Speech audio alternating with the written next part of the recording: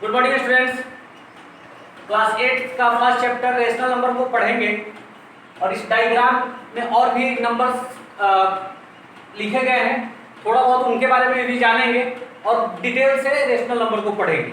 आइए इस डायग्राम के माध्यम से नंबर्स को जानने का प्रयास करते हैं।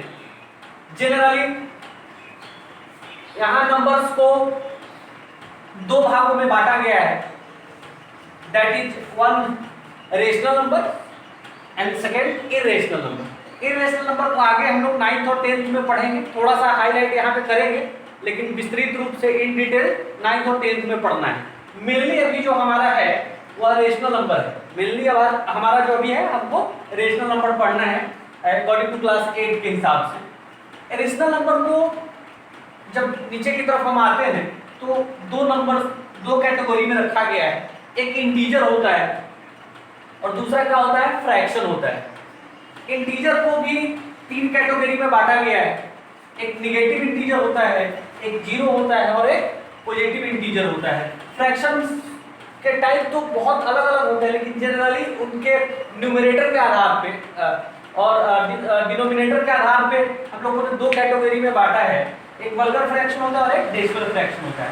फिर इंटीजर को भी तीन कैटेगरी में रखा गया है, नेगेटिव इंटीजर होता है, जीरो होता है और पॉजिटिव इंटीजर होता है।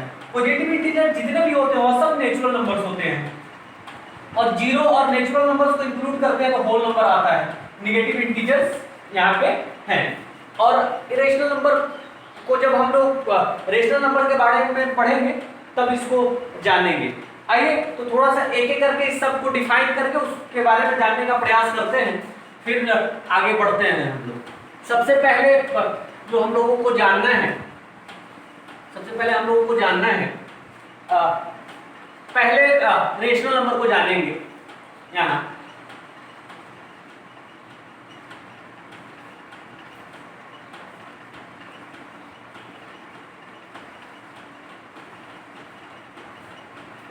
इसको डिफाइन करेंगे पहले। ए number which can be written in the form of P by Q, where Q does not equal to 0 and P and Q are integers. A number which can be written in the form of P by Q, where Q does not equal to 0 and P and Q are integers. जब किसी हम number को P by Q के form में लिख सकते हैं, लिखा जा सकता है, तो उस नंबर्स को हम लोग रेशनल नंबर्स कहते हैं। अब ध्यान देने की बात है, यहाँ हम ध्यान देंगे Q does not equal to 0। किसी भी फ्रैक्शन का या किसी भी रेशनल नंबर का डिनोमिनेटर 0 नहीं हो सकता। इसलिए नहीं हो सकता क्योंकि 0 से डिवाइड करना पॉसिबल नहीं है, इसलिए Q जो है कभी भी 0 के इक्वल नहीं हो सकता है।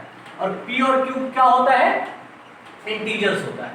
रेशनल नंबर के एग्जांपल्स के तौर पे यहाँ ध्यान देंगे तो आइए 1, 0, -1, -3/2, -5/-8, 4, 1.5, 0.333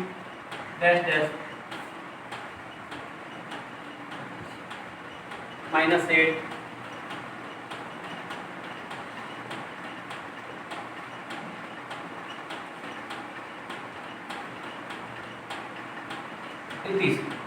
यह सब एग्जाम्पल्स हैं रेशनल नंबर। रेशनल नंबर का भी दो टाइप होता है, ध्यान देंगे।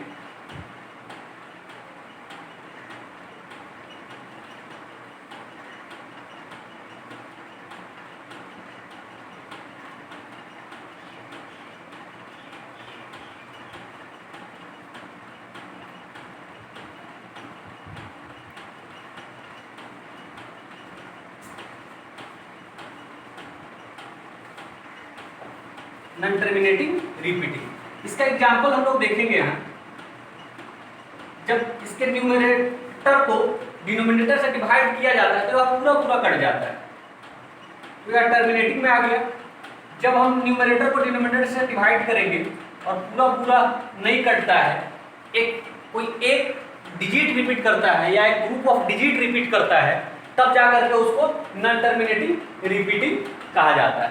तो इसको और डिटेल में आगे पढ़ना है, फिलहाल हम लोगों को इतना ही जानना है कि रेशनल नंबर का दो टाइप होता है, टर्मिनेटिंग और नॉन टर्मिनेटिंग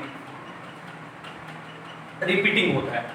अब ध्यान देंगे कि यह जितने भी नंबर्स एग्जाम्पल्स में दिए गए हैं उन सब नंबर्स को, जैसे 1 है, 1 को 1 बाई 1 हम लिख सकते, 1 बाई 1 लिख सकते हैं p और q के फॉर्म में। -3 है और 2 है, यहाँ यह p हो गया और यह क्यूब हो गया। 1.5 है, इसका डेसिमल हटाएंगे तो 50, नीचे क्या आ जाएगा 10 आ जाएगा। यह सब p बाई क्यूब के फॉर्म में है। किसी भी नंबर को जब p और q के फॉर्म में हम लिख सकते हैं, उस नंबर को हम लोग रेशनल नंबर कहते हैं। अब थोड़ा सा रेशनल नंबर के बारे में एक दो बातें और जाननी है, हम सबको ध्यान देंगे। सबसे पहले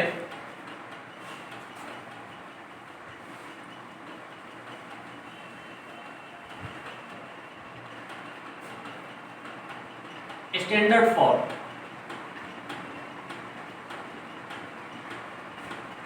of a rational number. When a rational number said to be in its standard form if there is no common factor other than 1 between numerator and denominator,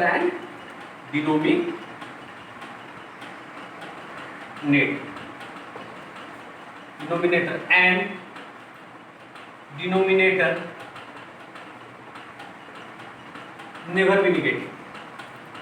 never be negative।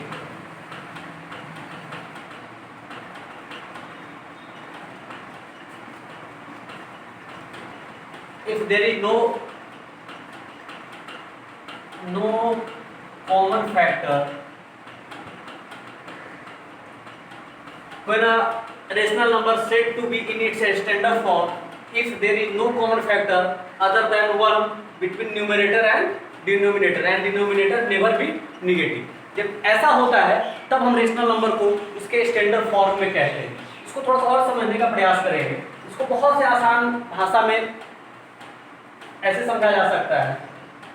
10/15 है, यहाँ हम देख रहे हैं कि 5 इसमें भी है और 5 इसमें भी है, तो ये इसका स्टैंडर्ड फॉर्म नहीं हुआ। जब ऐसा होता है तो इसको हम लोगों को कैंसिल करना पड़ता है, कॉमन फैक्टर से दोनों को काट लिया जाता है। तो यहाँ पे यह जो हो गया हम लोगों का स्टैंडर्ड फॉर्म आ गया। क्या हो गया? स्टैंडर्ड फॉर्म आ गया। कभी कभी ऐसा लिखा जाता है 1/-2 लिखा जाता है, यह भी स्टैंडर्ड फॉर्म में नहीं होता है, क्योंकि हमने यहाँ डिस्कस किया है कि डिनोमिनेटर कभी भी क्या होता है, निगेटिव नहीं होता है। इसलिए इसका स्टैंडर्ड फॉर्म यह होगा, हम लोग -1 से ऊपर नीचे मल्टीप्लाई करेंगे और फाइनली -1/2 हमारा आएगा। तो यह हमारा क्या हो गया? स्टैंडर्ड फॉर्म हो गया। फिर से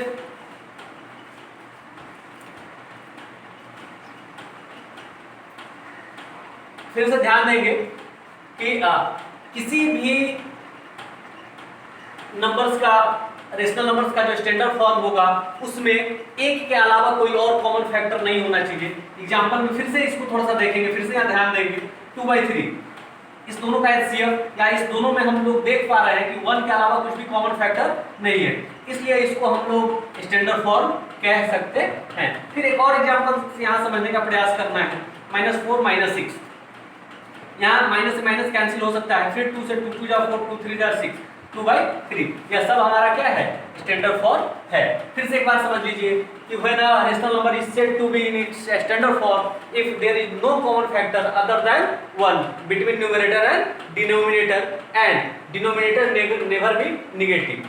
तब अगर ऐसा होता है तब जाकर के उस रेशनल नंबर को स्टैंडर्ड फॉर्म में कहा जाता है। अब फिर हम लोग प्रॉपर्टीज ऑफ रेशनल नंबर्स के बारे में आगे पढ़ेंगे। Have a nice day.